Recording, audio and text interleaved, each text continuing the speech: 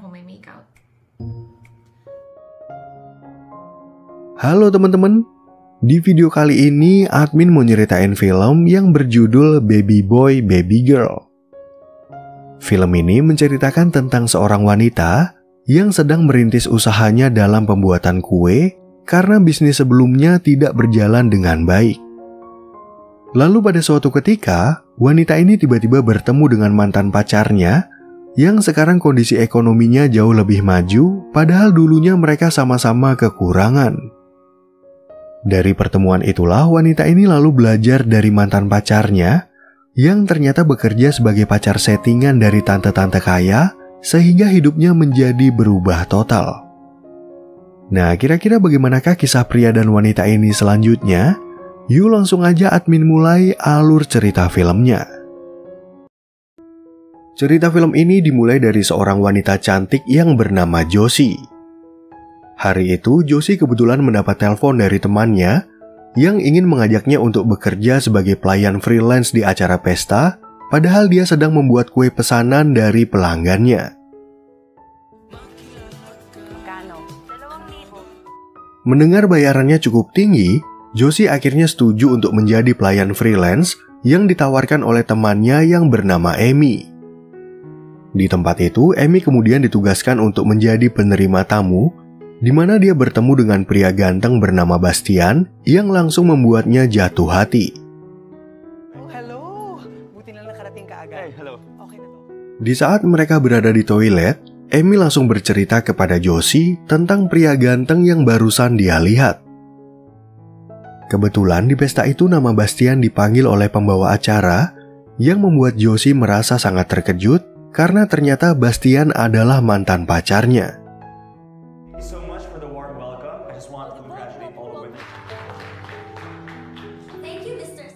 Begitu acara itu hampir selesai, Bastian ternyata juga melihat keberadaan Josie, sehingga dia langsung menghampiri Josie untuk sekedar menyapa dan mengobrol tentang masa lalu. Josie pun lalu menyindir kehidupan Bastian yang sekarang, namun di dalam hati Josie ternyata masih menyukai Bastian, hingga mereka berdua akhirnya melepas rindu di dalam mobil. Selamat. Keesokan paginya saat Josie udah terbangun, dia merasa terkejut melihat kehidupan Bastian yang sekarang tinggal di rumah mewah. Awalnya Josie berpikir kalau Bastian adalah seorang gigolo, karena bagaimana mungkin Bastian bisa menjadi kaya dalam waktu singkat, padahal beberapa bulan lalu dia hanyalah pria miskin. Karena Josie merasa penasaran, Bastian lalu mengatakan kalau dia adalah pekerja sugar dating sebagai pacar settingan dari tante-tante kaya yang butuh perhatian dan kasih sayang. Sebagai gantinya, tante-tante itu akan memberikan hadiah kepada Bastian, yaitu berupa uang atau barang, dan berbagai keuntungan lainnya yang membuat hidupnya menjadi lebih nyaman. Sustento at iba pang perks. So high class po nga. Beberapa saat kemudian, Bastian lalu mengenalkan Josie kepada teman-teman serumahnya yang bernama Bin, Abel, dan Kate. Ceritanya mereka bertiga ini juga bekerja seperti Bastian, dan karena mereka sempat curiga kalau Josie adalah klien Bastian, Bastian akhirnya mengenalkan Josie sebagai mantan pacarnya. Pok-pok kayo lahat. Hindi kami pok-pok. Karena Josie berpikir pekerjaan ini seperti pelacur, mereka bertiga lalu memberikan penjelasan kepada Josie kalau mereka hanya berperan sebagai pacar dan bukannya sebagai pemuas nafsu. Selain itu, mereka bertiga juga bukan orang sembarangan, di mana Abel adalah lulusan teknik komputer, lalu Bin adalah influencer dengan 1,3 juta follower, dan Kate adalah pengisi suara anime dan drama Korea. Setelah menjelaskan aturan pekerjaan mereka secara detail, Bastian kemudian menawarkan hal ini kepada Josie yang ternyata menolaknya mentah-mentah. Namun Josie tiba-tiba aja mengalami kejadian apes, di mana pelanggannya ingin membatalkan pemesanan kue, lalu listrik pulsa habis dan keuangannya udah mulai menipis.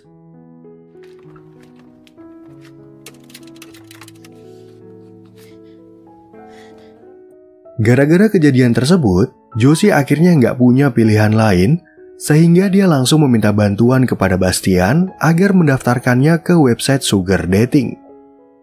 Pada saat itu, Bastian juga memberikan beberapa pengarahan kepada Josie, bagaimana dia harus bertindak sebagai pacar sewaan, seperti yang sedang dia jalani dengan seorang tante bernama Vivi. Travel, regalo, mentorship, investment. Walang problema. Tsaka nag-enjoy naman ako. Dalam berhubungan dengan Vivi, Bastian selalu menggunakan teknik tarik ulur untuk mendapatkan hadiah yang paling besar.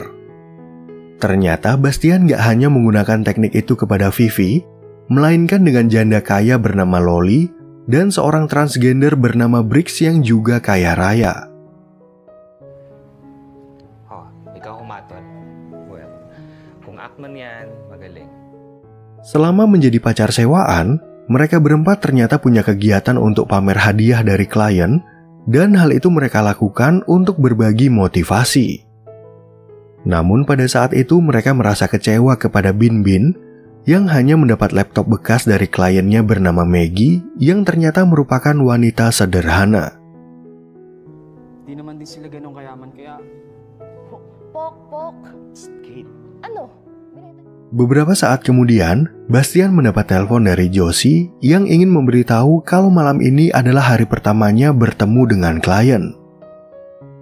Namun keesokan harinya Josie curhat kepada Bastian karena klien barunya itu sama sekali nggak membalas pesan atau teleponnya dan langsung memblokir kontaknya secara tiba-tiba. Emotional connection. Di waktu mereka bertemu di sebuah restoran, Josie bercerita kalau dia udah berusaha menjadi dirinya sendiri dan memperlihatkan cara makannya yang seperti wanita kelaparan. Selain itu, Josie tanpa ragu-ragu meminta uang sebanyak 10.000 peso dan menagih berbagai hadiah dari klien, termasuk berbelanja beberapa pakaian mahal. Jacket eh. Medyo edgy. Medyo edgy din kasi yung price pagka-deliver. Mga magbudol. Mendengar cerita tersebut, Bastian langsung mengkritik cara Josie yang terlalu terburu-buru dalam mengharapkan hadiah dari kliennya. Oleh karena itu, Bastian memberikan beberapa saran dalam berpakaian dan bersikap, dan sebagai pacar sewaan, Josie harus mampu membangun hubungan emosional. Meron pang isang bagay ang dapat matutunan dahil napaparamdam mo sa kanya. Setelah mendengar saran dari Bastian, Josie lalu tampil dengan pakaian yang lebih seksi untuk bertemu dengan klien kedua bernama Lord yang merupakan seorang manajer. Josie pun akhirnya mulai membangun hubungan emosional dengan Lord, dan dia juga mencoba teknik tarik ulur bercampur manja sehingga dia berhasil membuat Lord merasa jatuh hati. Pakituro mo na lang sa kanya ang daan. Keesokan harinya, Josie kemudian kembali menemui Bastian untuk memberitahu kalau dia sukses besar dalam menggait klien keduanya.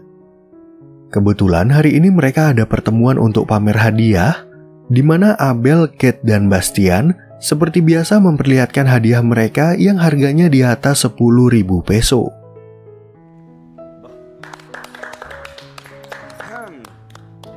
One-year subscription? Seperti pertemuan sebelumnya, Bin Bin lagi-lagi memperlihatkan barang murah kepada teman-teman yang membuat mereka bertanya-tanya apakah Bin Bin nggak bisa mencari klien lain.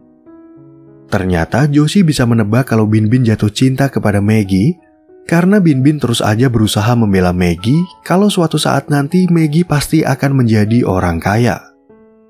Siya, sigurado, di ako yung pipiliin niya. Ano bang tanong yan?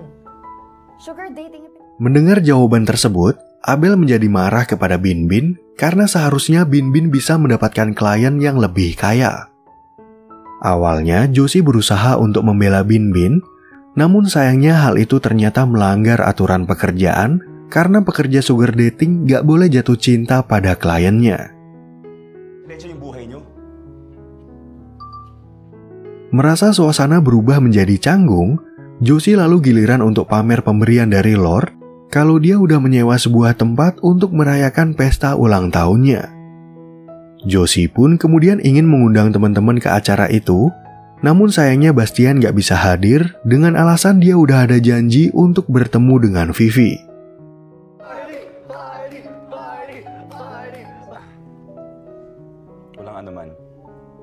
Sesuai dengan janji sebelumnya, Bastian kemudian datang menemui Vivi yang tiba-tiba aja menangis dan gak bersikap seperti biasanya. Ternyata hari itu Vivi ingin menyudahi hubungannya bersama Bastian dengan alasan dia udah bertemu dengan berondong baru dan ingin menjalani hubungan cinta yang lebih serius. Sugar dating ang balak namin. Totoong relation. Siguro, cue na to para umalis. Sementara itu di tempat lain, Josie yang lagi asik berpesta bersama teman-teman, tiba-tiba aja melihat Binbin yang ternyata diam-diam sedang menelpon Maggie. Disinilah Binbin akhirnya mengaku kalau dia dan Maggie saling mencintai, tapi pembicaraan mereka itu ternyata didengar oleh Bastian yang jadi hadir di ulang tahun Josie. Ma-emphasize mo naman yung salitang material as a finishing. Nalilito ako eh. Parang sobrang... Di saat Bastian dan Josie jalan-jalan di luar, Josie tiba-tiba aja hampir terjatuh dan beruntung Bastian dengan cepat menangkapnya. Ternyata kejadian itu mengingatkan Josie pada masa lalu mereka, di mana 3 tahun yang lalu dia adalah pengusaha bantal, sedangkan Bastian adalah pegawai cleaning service yang membuatnya jatuh hati.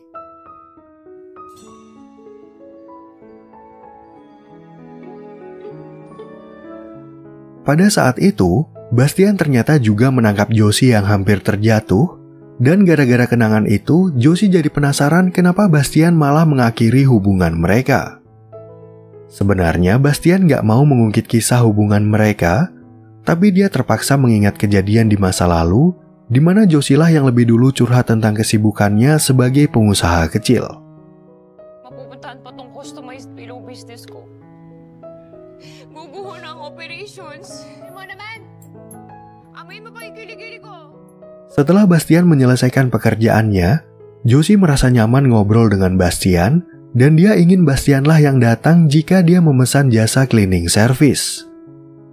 Sejak saat itulah hubungan mereka berjalan begitu cepat, sampai-sampai Bastian memutuskan untuk resign dari pekerjaannya dan tinggal berdua untuk membantu bisnis Josie.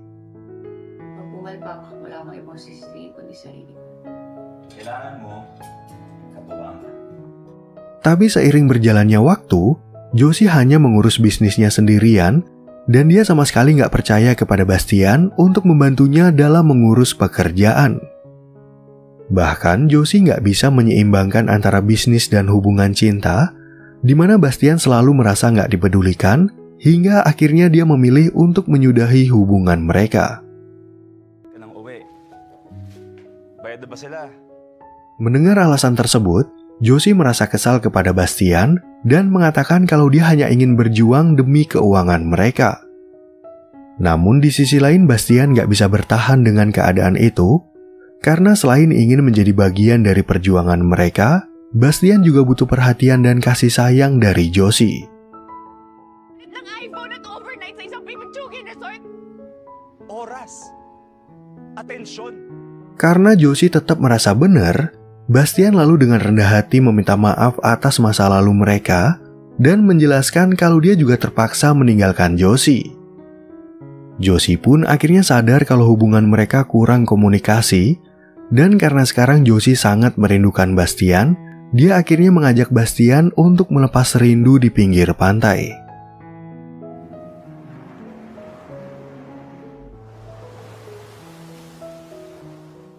Keesokan harinya, Josie kemudian menelpon Lord untuk berterima kasih atas semua hadiah ulang tahun yang telah dia berikan. Kebetulan hari itu Bastian berkunjung ke apartemen Josie untuk membawakan hadiah ulang tahun berupa bunga, sehingga Josie ingin mentraktir Bastian untuk makan siang di luar. Noon, lahat may kapalit.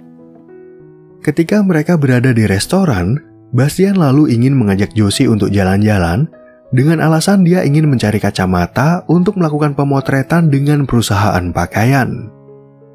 Namun di tengah perjalanan Lord tiba-tiba meminta pap kepada Josie, jadi mereka terpaksa menepi di suatu tempat di mana Bastian teringat pekerjaan ibunya yang merupakan pembuat sapu. Sige. Salamat. Salamat, Iyo.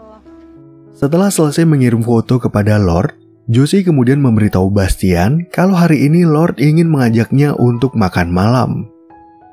Namun Bastian ternyata merasa cemburu mendengar rencana tersebut, jadi dia meminta Josie untuk membatalkan pertemuannya dengan Lord agar mereka berdua bisa jalan-jalan. Pero kapag nag-shopping, umabot kami mga 20K. Merasa ada yang aneh dengan sikap Bastian, Josie akhirnya mengetahui kalau Bastian kangen kepadanya, oleh karena itulah dia ingin membatalkan pertemuan Josie dengan Lord. Bastian pun akhirnya mencoba untuk negosiasi dengan Josie, di mana hari ini dia akan menjadi om-om girang pengganti Lord yang akan mengajak Josie jalan-jalan dan berbelanja. Ako, shopping budget limit, 10. Sorry, hindi ako pwede today ha. Sesuai perjanjian mereka barusan, Bastian kemudian mengajak Josie untuk jalan-jalan sekaligus berbelanja sebanyak 12.000 peso. Ternyata kebersamaan hari ini bisa membuat hubungan mereka akur kembali, di mana tanpa ragu-ragu Josie langsung mencium Bastian dan ingin mengajaknya untuk menginap di apartemen. Walang libre sa sugar dating. Sesampainya di apartemen, Bastian merasa kaget melihat penampilan Josie yang tiba-tiba udah siap dengan baju perang dan seakan-akan ingin menantangnya untuk bertempur. Namun sebelum kegiatan itu terjadi, mereka berdua berbicara tentang hari esok, yaitu siapa yang akan memasak sarapan dan siapa yang akan mencuci piring. Paano kung may make-out? Malaki-laking demand yan. Berhubung hari ini Josie batal lagi bertemu Lord, dia kemudian meminta kepada Bastian agar mereka berdua bisa menghabiskan waktu seperti kemarin. Namun pada saat itu Bastian tiba-tiba mendapat telepon dari Loli yang mengingatkan kalau hari ini mereka akan berangkat ke suatu tempat untuk berlibur selama beberapa hari. Ako pa ba? Makakalimutan ko ba yan? Ito naman, di ka naman mabili. Karena Loli udah merencanakannya dari seminggu yang lalu, Bastian akhirnya terpaksa pergi meninggalkan Josie, yang tentunya membuat Josie merasa sangat kecewa. Ternyata kejadian ini mengakibatkan pertengkaran kecil, di mana Bastian dan Josie akhirnya sama-sama berkata jujur kalau mereka berdua masih saling mencintai. Gusto ko tayo na lang ulit. Miss na rin kita. Tapi mengingat Bastian pernah pergi meninggalkannya, Josie ternyata masih ragu dengan perasaannya apakah mereka berdua masih bisa bersatu seperti dulu. Josie pun lalu mengaku kalau dulu dia sangat terluka dan sampai sekarang dia masih teringat dengan kepahitan di masa lalu walaupun Josie udah memaafkan Bastian. Pero sa tuwing naalala ko yung ginawa mo sa akin noon. Josie yang merasa bingung harus berbuat apa, akhirnya menyuruh Bastian untuk pergi menemui Loli dan mengatakan kalau kehidupannya udah nyaman berkat pekerjaan ini. Ternyata pertengkaran itu membuat Bastian merasa galau, sehingga dia meminta tolong kepada supir Loli agar mengantarnya ke rumah ibunya yang berada di pedesaan. Kailangan sana akong daanan. May oras pa ba? Sesampainya di tempat tujuan, Bastian kemudian bertemu dengan ibunya bernama Yayo yang masih merasa marah karena Bastian menghilang selama bertahun-tahun. Ceritanya dulu Bastian kabur dari rumah tanpa sepatah kata, dengan alasan Yayo hanya sibuk bekerja dan lupa dengan tugasnya sebagai seorang ibu untuk memberikan kasih sayang.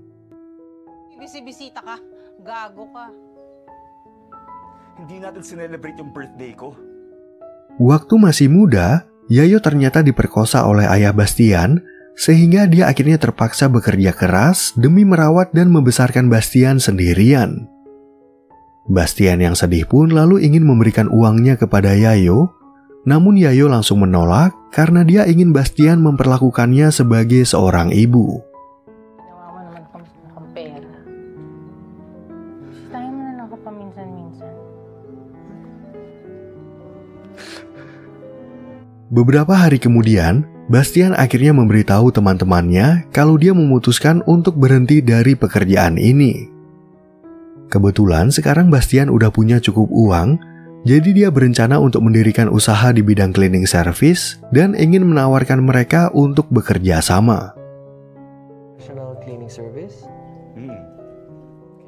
Bin-bin yang gak betah sama pekerjaan ini, akhirnya memilih untuk bergabung dengan Bastian karena dia punya harapan untuk hidup bahagia bersama Maggie.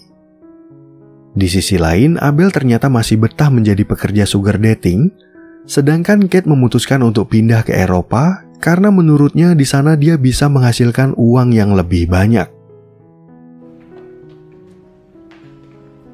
Gusto ko munang tumira sa Europe. Parang mas malaki yung kikitain. Adegan film kemudian beralih ke Josie, yang hari ini ceritanya sedang liburan di sebuah hotel bersama Lord. Di sana, Lord kemudian memotret penampilan Josie yang sangat seksi, dan karena dia merasa bahagia dengan kebersamaan mereka, Lord akhirnya berani melamar Josie untuk menjadi istrinya.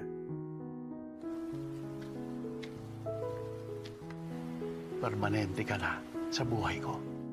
Ketika Josie berada di dalam kamar, tiba-tiba muncul seorang wanita bernama Marisa yang akhirnya memperkenalkan dirinya sebagai istri sah dari Lord. Awalnya, Josie mengira kalau Lord adalah bujangan tua atau duda, namun kini dia merasa sangat bersalah karena gara-gara pekerjaan ini dia telah merusak rumah tangga orang.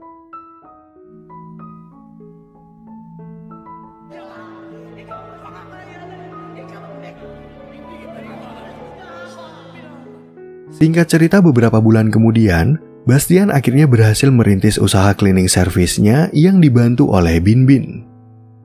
Namun Bastian tiba-tiba terkejut melihat bantal bermerek Josie, di mana secara nggak terduga Josie juga muncul di tempat itu, dan mereka berdua sempat bertatap-tatapan.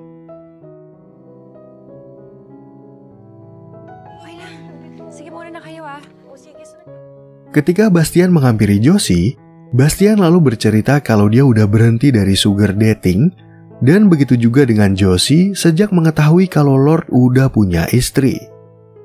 Ternyata pertemuan ini membuat mereka saling merasa rindu, hingga Josie ingin mengajak Bastian untuk makan siang, tapi bayar 50-50 karena keuangan mereka tidak seperti dulu.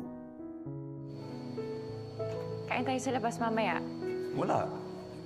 50-50 tayo sa bill. Sesuai dengan janji mereka kemarin, Bastian dan Josie kemudian makan siang di sebuah restoran sambil mengobrol tentang beberapa hal. Kebetulan Bastian masih mencintai Josie, di mana dia akhirnya menggunakan momen ini untuk mengutarakan perasaannya untuk memulai hubungan mereka kembali dari awal.